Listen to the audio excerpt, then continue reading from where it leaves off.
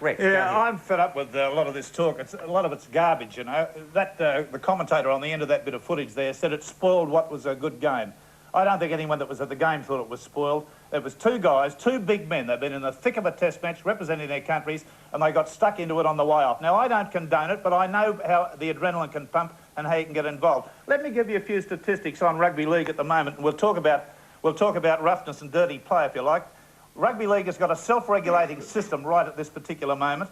They must have a tough judiciary, which we've got. We had a fellow by the name of Jim Comins who brought in draconian penalties. One player, I remember getting 45 matches for a particular assault that he did on another player. This is some years ago, and now we've got a fellow by the name of Dick Conti. We go through the videotapes. All the players are represented by solicitors. Everyone gets a very fair go. I don't think anyone that's gone through before the judiciary can possibly think that they've been hardly done by.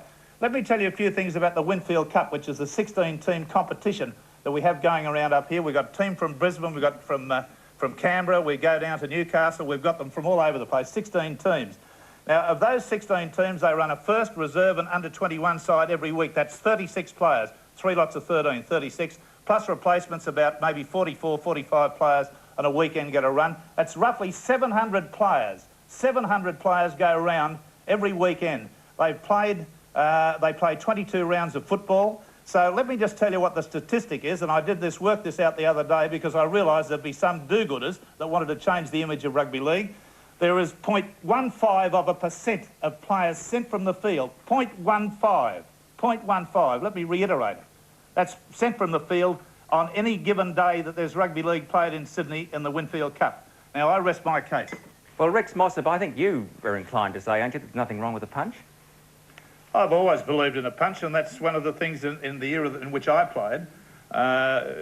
Could be construed as a fairly dirty game. There was a lot of violence in the game. There were a lot of head-high tackles. We used to liken it to running through a field of coat hangers. You know, you had to run with your hand up. That's all gone. The last 10 years in Sydney Rugby League, it's been made squeaky clean. There is virtually no violence. There might be an isolated incident with some player or other who goes over the top. Somebody says, you know, so-and-so is a bit of a mad dog because he can't handle it. You refer to some players as having poker machine eyes. Their eyes roll around when they get the adrenaline pumping.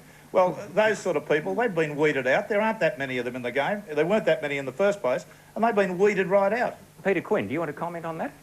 Well, I think that's all wrong. I mean, the State of Origin match, for example, was portrayed by the media as being akin to warfare. You don't believe everything you read in the paper, well, do you? Peter Quinn, I think in your report you actually talked about senior footballers, staff footballers, as being professional mercenaries. You made the direct comparison. I think they are. I think that part of their employment could well be to be able to injure people without being caught. Oh, no, that's absolute crap, garbage. That is garbage. There's no player sent out on the football field to injure another player deliberately. This bloke had his jaw broken. I was at the ground. I saw the action. I probably may have expected it from the player involved. He was that sort of a player. He was a very violent player. But that was a long while ago, and Darryl Brayman copped it sweet. But that's the way the game was. There's none of that now going on in rugby league. I can't talk about VFL. What's the game? OK, let me just bring it